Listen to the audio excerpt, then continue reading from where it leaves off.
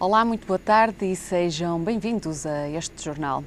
Ainda não são conhecidas as causas do acidente do avião Airbus A320. Inicialmente, a meteorologia francesa admitiu a possibilidade do aparelho ter encontrado tempo instável, mas num comunicado o Instituto assumiu que o tempo no local do acidente estava particularmente tranquilo.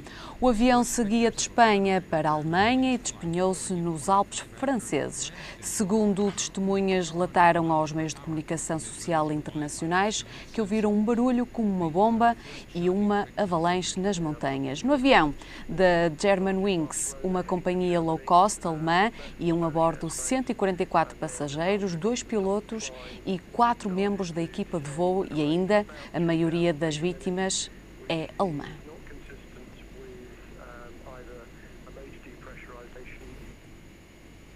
Segundo informações dadas pelo Banco de Portugal, há quem esteja a pagar contas recorrendo ao número de identificação bancária que não lhe pertence. A Renascença dá um exemplo de uma das lesadas que descobriu que a associação desportiva de que faz parte andava a pagar uma conta sem o seu conhecimento no valor que rondava os 100 euros.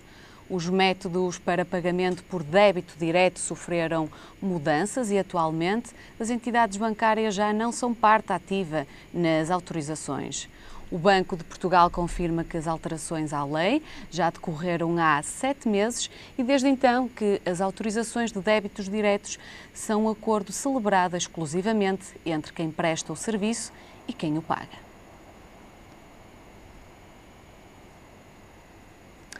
Passamos agora para os comentários de César Oliveira, que já se encontra connosco. Muito boa tarde, obrigada pela sua presença aqui no nosso jornal.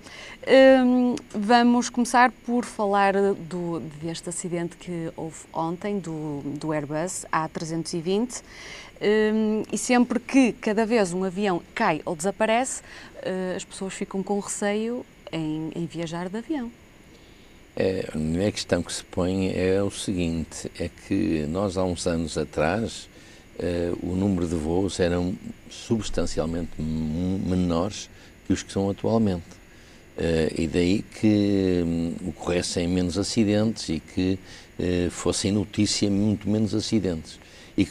E hoje em dia, digamos, com o aumento de uma forma muito significativa que houve de voos, nomeadamente os low cost, veja, isto é uma empresa, digamos, paralela à Lufthansa, de custos mais baixos, mas em todos os países acontece haver praticamente 2 companhias, uma normal e outra de low cost, além de outras operadoras que são internacionais e que operam em todo o mundo, mas com muitos voos. Hoje recorre-se nas deslocações muito frequentemente a voos quando antigamente se ia de autocarro ou não se ia, não é? Ou não se ia, a maior parte das vezes não se ia. Portanto, é normal que aconteçam, na minha perspectiva, é normal que aconteçam mais acidentes aéreos porque aumentaram de uma forma potencialmente elevada esse número de voos. Mas acha que estes desastres aéreos só ocorrem porque há mais aviões a circularem, como estava a dizer, ou por outros motivos? Ou não, motivos eu acho que é exatamente técnicos? Não, uma das razões porque acontecem mais acidentes, acho que é por isso mesmo, é por haver muito mais voos. Se fôssemos a fazer uma percentagem do número de voos que existe neste momento e do número que haviam há 2 décadas atrás, íamos verificar que há um aumento percentual muito elevado. Portanto, logicamente, na mesma proporção, os acidentes também acontecem. Apesar disso, acho que os acidentes aéreos ainda são muitíssimo menos que outros acidentes que ocorrem, nomeadamente rodoviários ou até ferroviários, mas sobretudo rodoviários, que acontecem nas estradas pelo mundo fora, não é? Até no mar, nomeadamente. O avião eu considero que é um meio de transporte seguro e que naturalmente são acauteladas as condições para essas aeronaves voarem de uma forma escrupulosa, ao que sei, e neste caso concreto deste avião, o avião, embora tendo já 24 ou 25 anos, o que já é muito para um avião, não é? Mas também não eram, esta deslocação, eu acho que aquele avião também já estava mais ou menos dotado para deslocações curtas, como era o caso concreto de Barcelona para a Alemanha, porque os aviões que fazem longos cursos são mais recentes e têm outras condições para fazer essas viagens. Portanto, de qualquer maneira, todos os aviões, quando saem ou antes de saírem, têm verificações técnicas elementares, daquelas que intermediam a questão das as inspeções profundas a todo o avião e todos os equipamentos, e depois basta fazer o acompanhamento e as coisas acontecem em função do número de voo, número de horas voadas. Ora, ao que parece, este avião satisfazia, digamos, essas exigências que são dotadas pela aeronáutica, não é? Portanto, é um acidente ou será outra coisa, como eu se calhar prefiro mais a opinião do ministro francês, que diz que não sabe ainda o que é, que não sabe se não descarta outras possibilidades. Eu pessoalmente também não descarto outras possibilidades, até porque o que nós verificamos, a ocorrência deu-se de uma forma se calhar um pouco estranha, porque o avião voava a cerca de 40 mil pés de altitude e veio de uma forma abrupta até 6.800, assim, sem nenhuma explicação. O contacto foi feito um contacto momentâneo, mas praticamente sem a reversão do piloto para com a torre de controle, o que quer dizer que teria acontecido ali alguma coisa, ou estava a acontecer alguma coisa. Mas na sua opinião, o que é que neste caso concreto, é óbvio que estamos só a especular, o que é que acha? Eu acho que poderá acontecer de facto uma falha técnica no avião e que tal ordem que possa ter diminuído as possibilidades de contacto do avião com a torre de controle, primeira questão. A segunda questão poderá ser também um erro pessoal, sei lá, imagine uma coisa absurda, na cabine irem todos distraídos ou não sei o quê, e o piloto que ia, porque os dois pilotos nunca vão os dois em serviço, vai sempre o piloto que ia a pilotar o avião pode ter-se distraído ou ter-lhe acontecido qualquer coisa e ter deixado cair a aeronave, aquela diferença de altitude, e depois já havia pouco a fazer, pode ter sido, por exemplo, ou pode inclusive ter sido também a maniatação dos pilotos ou qualquer outra razão, que, sei lá por quem, sei lá por quem, quer dizer, claro, é um bocadinho, se calhar, especulativo a gente estar a fazer, mas pode ter acontecido, alguma coisa aconteceu, ainda por cima, as caixas negras do avião, uma apareceu deteriorada, não sei se vai refletir alguma informação, a outra ainda não apareceu e se calhar também é difícil aparecer, embora são muitos fragmentos em rocha e rocha que se pode desmoronar e cair por cima, pode inclusive acontecer várias coisas, mas realmente é um acidente estranho, porque aparentemente o avião estava bem, a zona, eles voavam a uma altitude suficiente para não provocar nenhum tipo de impedimento à aeronave, não é? Portanto, não me parece, ou houve uma avaria mecânica e técnica do avião e que provocou aquilo, e que provocou também em simultâneo a falha de comunicação, porque ali é claramente uma falha de comunicação e que terá provocado essa falha de comunicação, ou então outro tipo de acontecimento que pode ter acontecido dentro da aeronave, que nós não sabemos, especulamos só. Estamos a especular. Mas viajar de avião continua a ser mais seguro que eu outro meio de considero que transporte. sim, eu viajo algumas vezes e considero, aliás, eu fui militar da Força Aérea e tenho alguma experiência em aeronaves de outro tipo, bem diferente, até muito mais perigosas, mas acho e considero que viajar de avião continua a ser um transporte muito seguro e que as pessoas vão continuar a recorrer porque, além de seguro, é expedito, começa cada vez mais competitivo e mais acessível para as deslocações, quer de viagem, de negócios, quer de lazer, e portanto eu acho que não é para aí, porque nos outros meios de transporte acontecem muitos acidentes e se calhar, aliás não é se calhar, percentualmente mais elevados que os que ocorrem por avião. Ainda na linha não ferroviária nem aérea, mas vamos agora falar na taxa de mortalidade da estrada, que baixou de 3% em Portugal em 2014 face a de 2013. Estes são dados de Bruxelas, de 2013 para 2014. Porquê é que acha que isto se está a dar? É uma boa notícia, mas também era expectável que assim fosse, porque em Portugal tem havido muitas campanhas de sensibilização da prevenção rodoviária. Tem havido, nomeadamente pelos órgãos de comunicação social, a transmissão de catástrofes ou de desastres, digamos, espetaculares, através dos canais de televisão e dos jornais, que mostram que se deve ter cuidado para não acontecer acidentes terríveis como aqueles que nossos olhos visionam, não é? E, portanto, essa questão da sensibilização tem contribuído muito, mas muitíssimo, para essa baixa. Além de haver, como é notório, a maior fiscalização.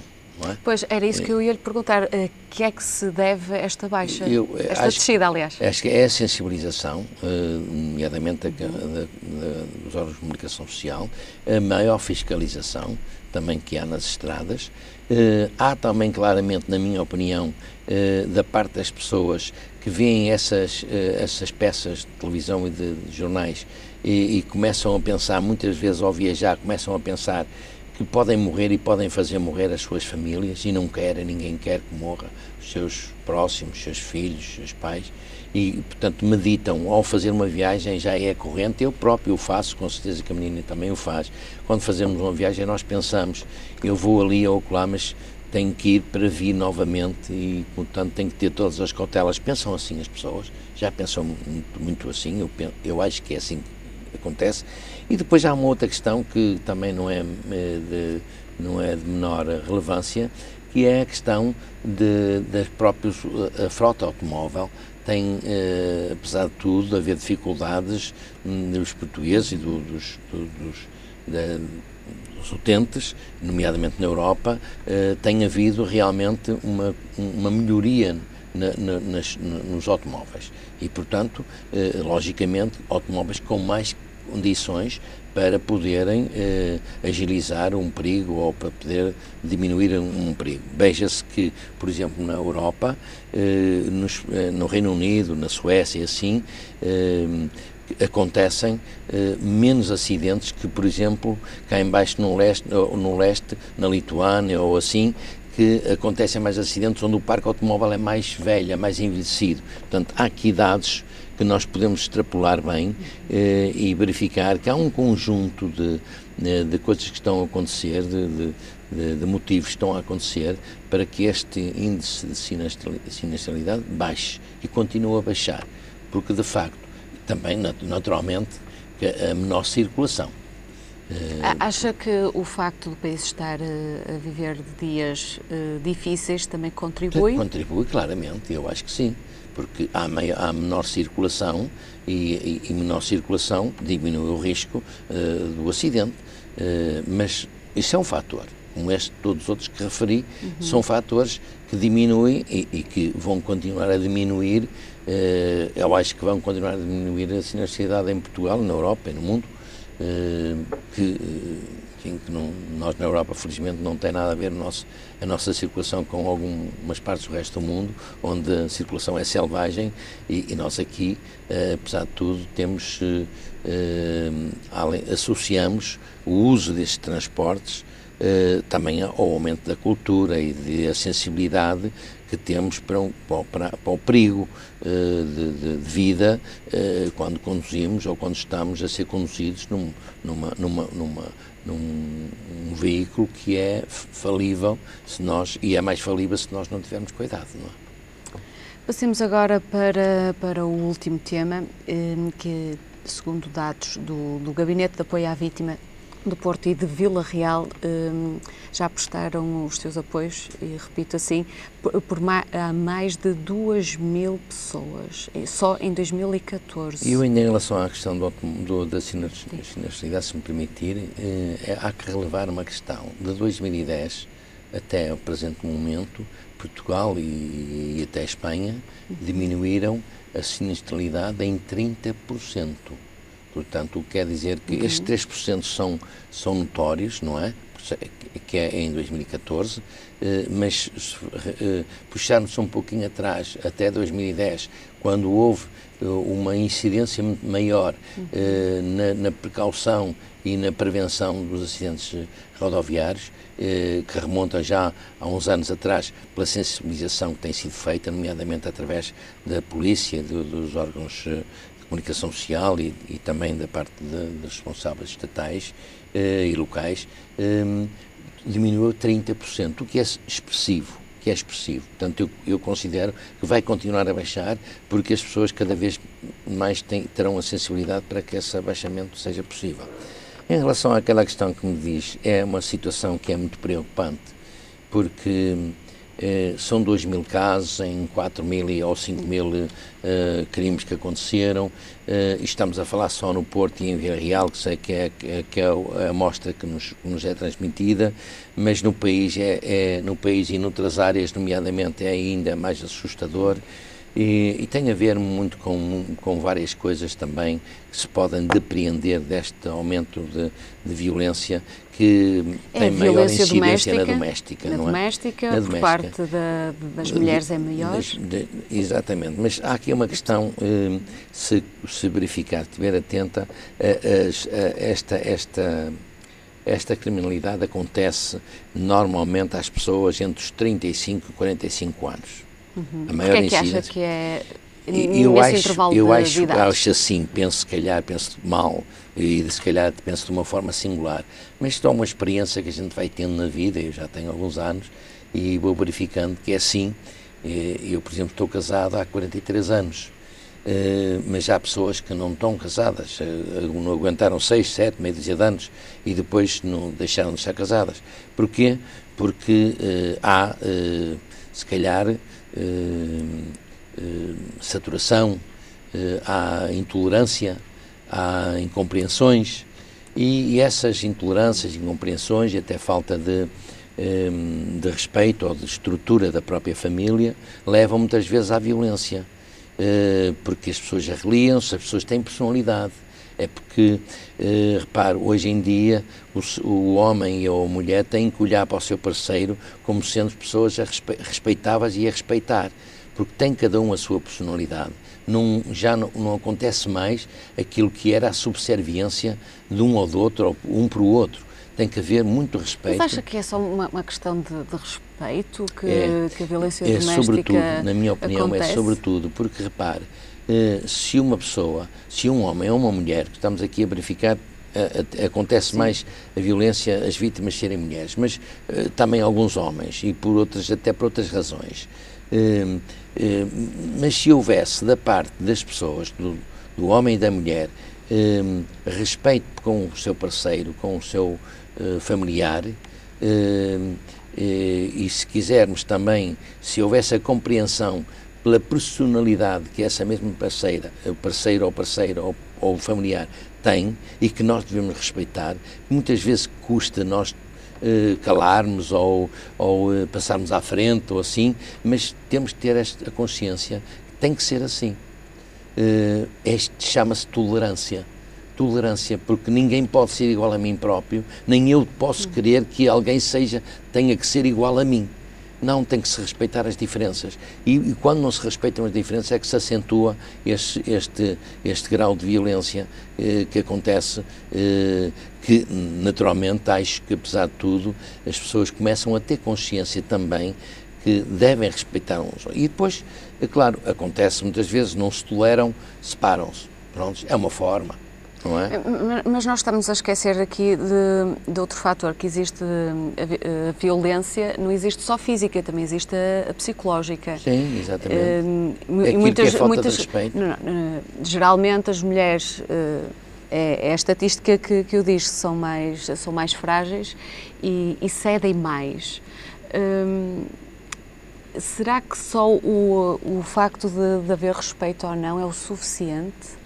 Porque muitas estão dependentes do cônjuge e sujeitam-se também muito eu acho a esse feitio. É esse fator que é fundamental, e depois também uma coisa que tem que se somar a isso, que é aumentar a cultura das pessoas, porque isto tem muito a ver com a cultura, porque é normal que haja sempre alguma ascendência conforme o grau de cultura de cada um.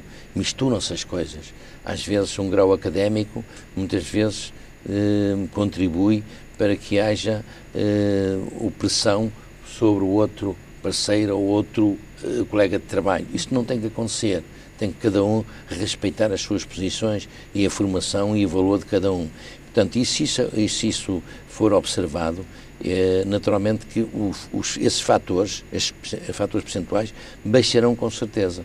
Agora, é evidente que depois aumentam outro tipo de coisas na vida, quando as pessoas não se toleram, separam-se, mas depois começa-se a exigir, começa-se a criar aqui vazios no agregado familiar, na estrutura familiar.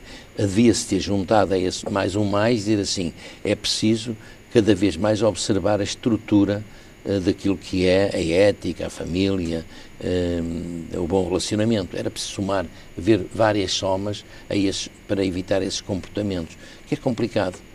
É complicado observar e é mais fácil falar do que muitas vezes fazê-lo, mas que na verdade é o caminho para isso. Eu costumo dizer o seguinte, nós, e isso acontece aos 35, 45 anos, é assim, porque as pessoas conhecem-se depois dos primeiros anos e tal, não sei o quê, e aos 35 anos já há alguma saturação, e se não houver aí tolerância, se não houver ali incentivos para criar ou para dinamizar ou para, de alguma forma, renovar aquilo que esteve na origem do relacionamento entre as pessoas, se não houver isso, começa a haver a queda, começa a haver a degradação. E a degradação acontece mais ou menos nessa faixa etária dos 35, 45 anos, que é aquela meia-idade, é quando as pessoas ainda têm personalidade forte e acham que ainda têm possibilidade ou têm força para reabilitar as suas próprias vidas e acontece depois a prepotência, a violência doméstica, que é a prepotência associada,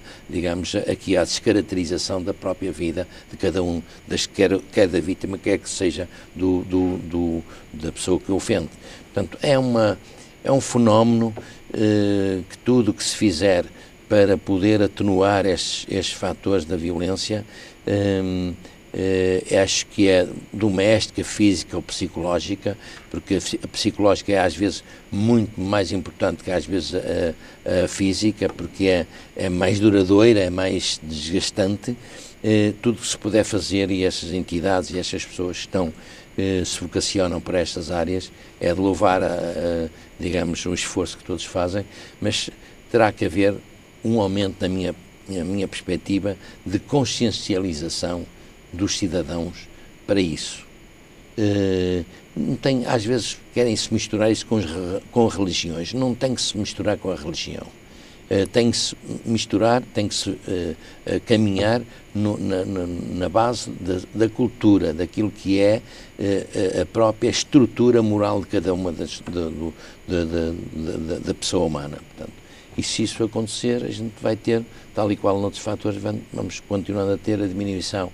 Se não acontecer, se provocar guerras ou ódios ou não sei o quê, às vezes essas guerras e esses ódios acabam em situações de morte, como temos visto nos últimos tempos ou nas últimas notícias sobre isso. e reflete-se no relacionamento. Eu atrevo-me a dizer o seguinte, às vezes vejo com alguma apreensão aquilo que são transmitidas nos órgãos de comunicação visual, através de cenas, novelas, por exemplo, dizer objetivamente novelas, cenas que acontecem realmente nos casais, acontecem nas famílias, mas são muitas vezes recriadas naqueles ângulozinho e são insistentemente publicadas e que havia de haver, as entidades reguladoras haviam de ter alguma cautela nessa coisa, porque é um fator perturbador em relação a este tema que estamos aqui a abordar. Quero agradecer os seus comentários aqui no nosso jornal e voltaremos a ver-nos daqui a uma semana, sem falta. Muito obrigada. Semana e bom trabalho. Obrigada. E agora é hora para vermos como vai estar o estado de tempo para o dia de amanhã. Podemos contar com o céu geralmente muito nublado, com períodos de chuva em geral fraca no Minho e Douro Litoral, a partir do meio da manhã, estendendo-se gradualmente às restantes regiões, em especial no litoral. As temperaturas mínimas e máximas na cidade de Porto vão oscilar entre os 7 e os 14, Lisboa entre os 10 e os 17 e a cidade de Faro com uma mínima de 9 e uma máxima de 20 graus. Obrigada pela sua preferência, tenha uma ótima quarta-feira, nós regressamos mais tarde. Até lá, fique na nossa companhia.